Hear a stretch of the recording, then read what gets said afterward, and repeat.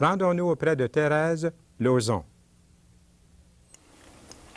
Madame Thérèse Lauzon, ça me fait plaisir. Ça fait longtemps que je voulais aussi venir m'asseoir à côté de vous puis qu'on prenne un petit brin de causette ensemble.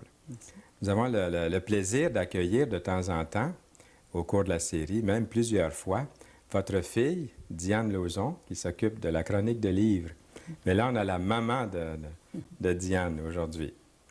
Qui êtes-vous, Thérèse Lauzon? Parlez-nous un peu de vous, là.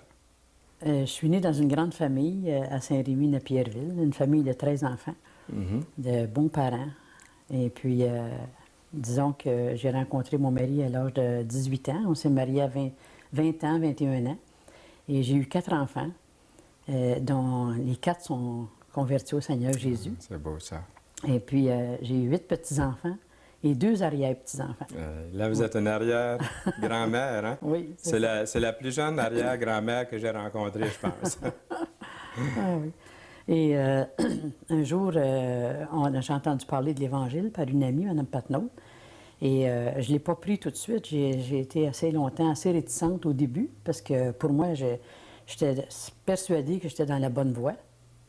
Alors, c'est le jour où j'ai commencé à lire l'Évangile. J'étais un peu traumatisée par le fait que si je mourais, je ne savais pas où aller, j'avais peur de la mort. Alors, je ne me trouvais pas assez méchante pour aller en enfer et pas assez bonne pour aller au ciel. Alors, je me disais, qu'est-ce que Dieu va faire avec moi?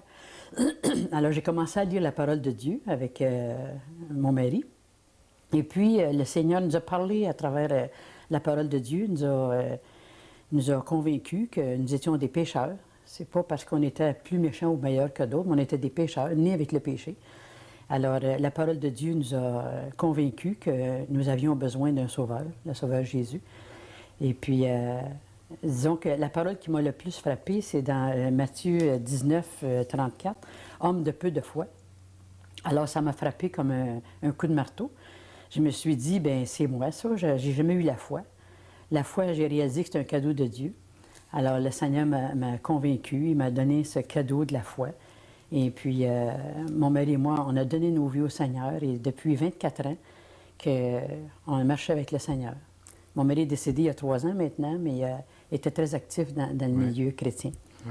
Donc, ça fait 24 ans, là, que vous connaissez la Bible puis que vous essayez de suivre aussi le Seigneur. Oui. Si on recule un petit peu votre vie avant ce 24 ans que vous venez de passer avec le Seigneur, est-ce que vous étiez une personne religieuse? Vous êtes une maman, là, vous avez eu 4 enfants, puis ensuite 8 petits-enfants, puis là, vous avez une petite fille? 2. Quelle sorte de vie que vous aviez plus jeune? Est-ce que vous avez déjà eu dans votre passé, par exemple, j'aimerais centrer ma question de cette façon-ci, est-ce qu'il y avait un moment dans votre vie autrefois où vous vous êtes senti plus près de Dieu qu'à un autre moment? Oui. Je me sentais près de Dieu. J'allais à l'église tous les dimanches, et mon mari aussi. On était très religieux tous les deux et c'était la prière en famille chaque soir. Mais il est venu un temps où ça ne nous satisfaisait plus. Parce que c'était une tradition, c'était religieux, oui, mais on n'avait pas l'essence même de la vie spirituelle. Puis à quel moment vous avez été, là, comme éveillé à autre chose? Est-ce que c'est quelqu'un qui a frappé à la porte chez vous? Ou c'est Oui. Qu'est-ce qui est arrivé? Parlez-moi de l'histoire ou des circonstances. Ça pourrait être intéressant de voir comment ça s'est produit il y a 24 ans.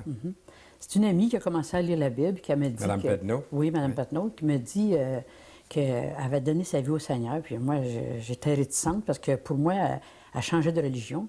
Puis pour moi, c'était grave. Ben oui. Alors, je voulais pas. Je voulais rester dans ma religion parce que pour le moment, moi, ça me satisfaisait.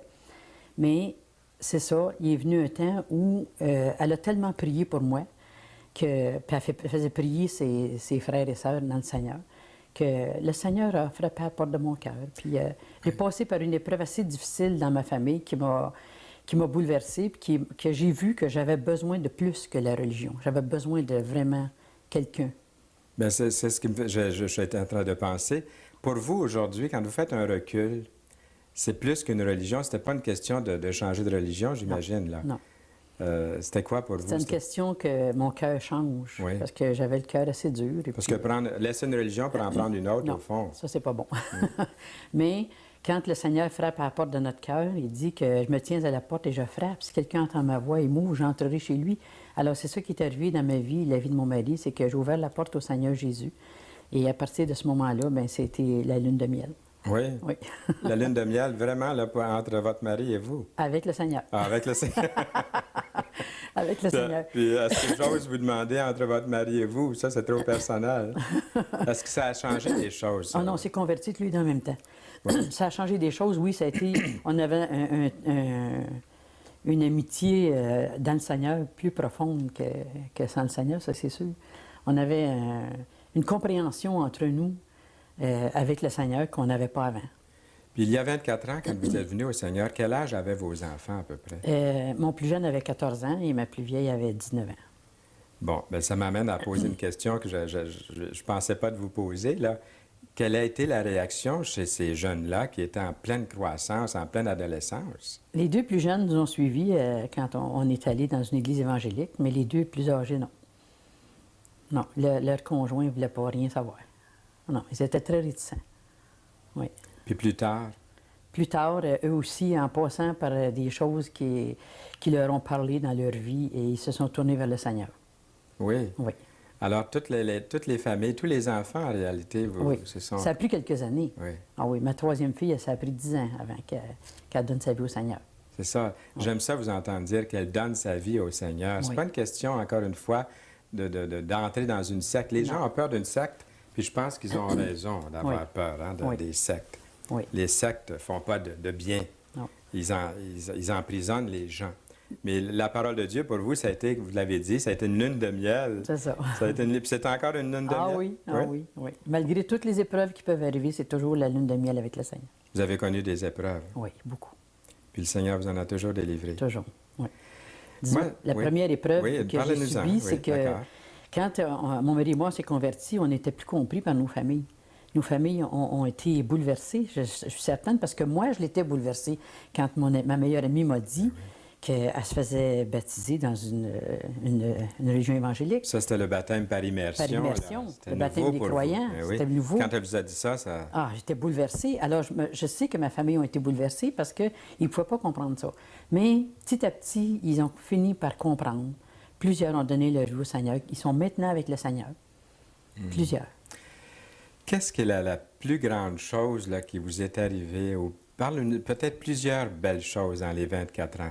Ça, c'est une chose qu'on n'a pas tellement parlé à l'émission Toute la Bible en parle. Des fois, on va parler à l'émission de conversion. Oui. Puis ça s'arrête un peu là. Oui. Mais prenez votre temps puis racontez-nous des belles histoires vraies, des histoires vraies.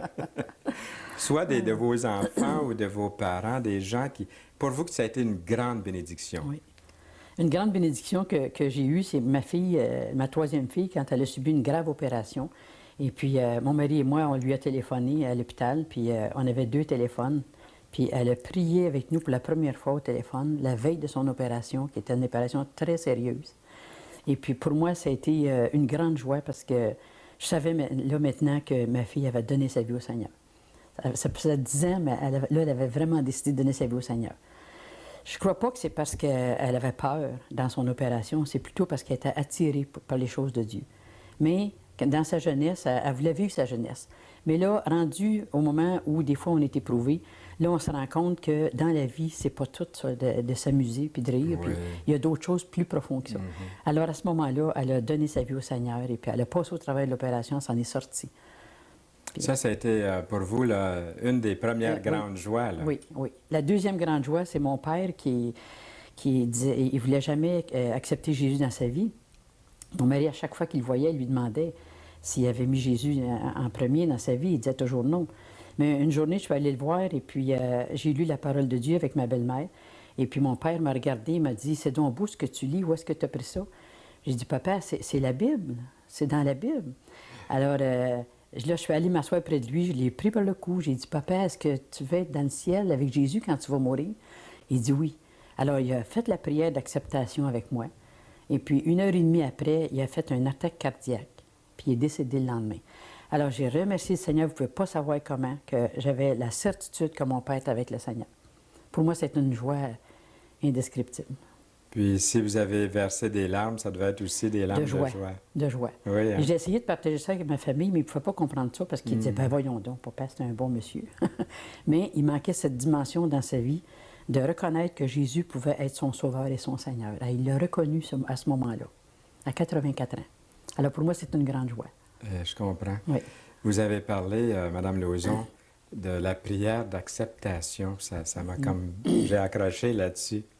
Est-ce que vous vous souvenez un petit peu ce que c'est, cette prière de... Oui, la prière, c'est que Jésus vient dans ma vie, je vais être avec toi quand je vais mourir, je vais être dans ton royaume avec toi. Viens dans ma vie, prends ma vie en main. À partir d'aujourd'hui, je vais te laisser toute la direction de ma vie. C'était la prière que mon père a faite.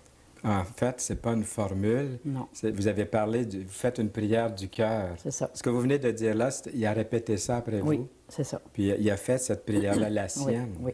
Puis le lendemain, quand je suis allée le voir le lendemain, c'est-à-dire, je l'ai suivi, j'ai suivi l'ambulance pour aller à l'hôpital. Et quand je suis arrivée à l'hôpital, il était tout souriant, tout joyeux. Il me regardait avec des grands yeux qui voulaient tout dire. Ah oui, je voyais déjà la transformation, ça faisait pas longtemps. Puis déjà, l'Esprit de Dieu l'avait saisi. Oui. Ça, c'est des choses que vous racontez aujourd'hui puis qui vous remplissent de joie. Ah oui, ah oui, oui. Puis plusieurs dans ma famille ont été comme ça aussi avant de mourir. Je me réjouis. Vous m'avez parlé avant l'émission de d'autres cas. Est-ce que vous voulez nous en parler, si vous vous sentez libre de nous en parler? Oui, entre autres, une de mes sœurs qui est décédée il y a 2 ans maintenant, à qui j'ai beaucoup parlé de l'Évangile, et d'autres aussi. Et puis, ses dernières paroles, elle ne parlait plus à l'hôpital, puis ses derniers mots ont été Jésus. Oui. 2 fois, elle a juste dit Jésus 2 fois. C'était ses derniers mots. Elle ne parlait plus, là, ça faisait plusieurs jours qu'elle ne parlait plus. Mais on a vu la puissance de Jésus. Elle a pu dire ces 2 mots-là. C'est beau de voir quelqu'un qui part de cette vie Oui. avec une sorte de quiétude, de sérénité même, malgré la souffrance physique que ces gens-là ont connue. Quoique votre père, lui, c'était... Est-ce qu'il n'a pas beaucoup souffert? Non. Il est mort 24 heures après. Oui, oui. Ah, oui. Un autre de mes frères aussi, je suis allée le voir à l'hôpital quelques heures avant qu'il décède. Et puis j'ai demandé s'il mourait, si on serait ensemble dans le ciel. Il m'a dit oui. Alors pour moi, c'était difficile. La mort, c'est difficile. Mais il y a une grande joie quand même, parce qu'on sait qu'un jour, on va se rencontrer. Le Seigneur bénit votre famille. Oui. Puis maintenant, là, vous avez eu vos enfants, puis ils sont au Seigneur, les 4.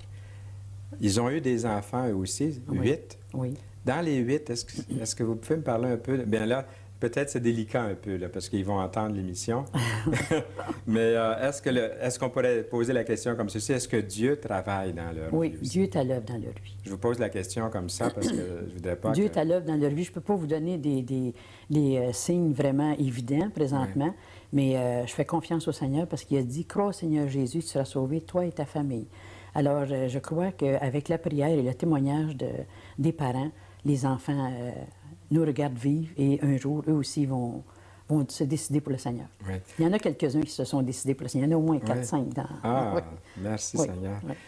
Maintenant, vous ne nous avez pas parlé beaucoup de vous, même si j'ai demandé qui êtes-vous, là. Est-ce que vous pouvez nous parler de vos activités présentement? J'ai entendu dire au travers des branches.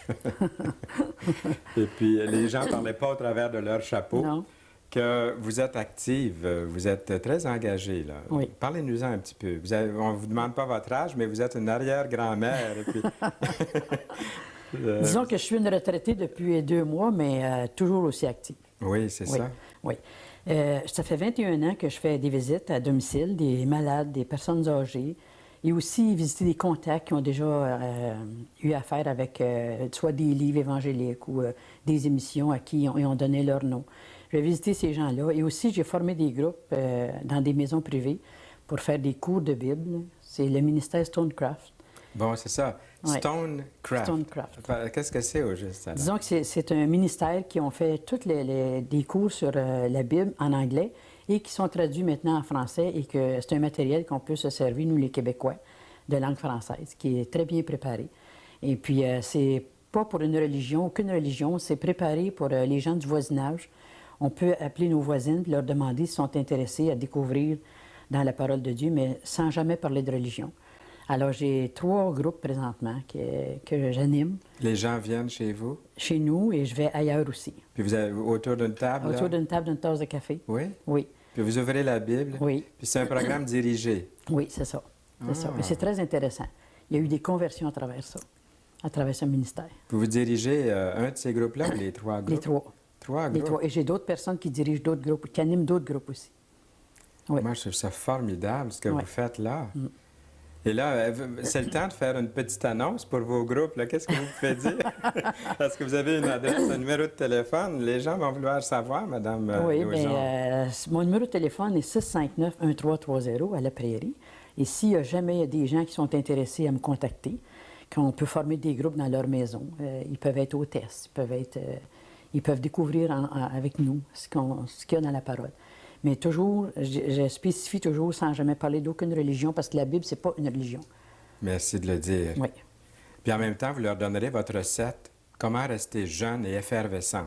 Ah, mais c'est de la part du Seigneur. Je pense que oui. Hein? Ça doit faire la différence, le Seigneur, dans Oui. la vie. On n'a rien à faire à ça, nous.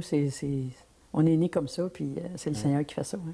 Je n'ai pas besoin de rien ajouter. Les gens ont vu. Oui. Merci beaucoup. Ça m'a fait plaisir de Moi vous aussi. rencontrer. Moi Puis aussi. à une prochaine fois, bientôt, j'espère. Merci. Eh bien, nous sommes de retour en studio et quel bonheur de rencontrer cette dame. J'aurais pu prendre encore un autre quart d'heure avec elle. Il faut la réinviter. J'espère que vous avez été bénis aussi par ce beau témoignage.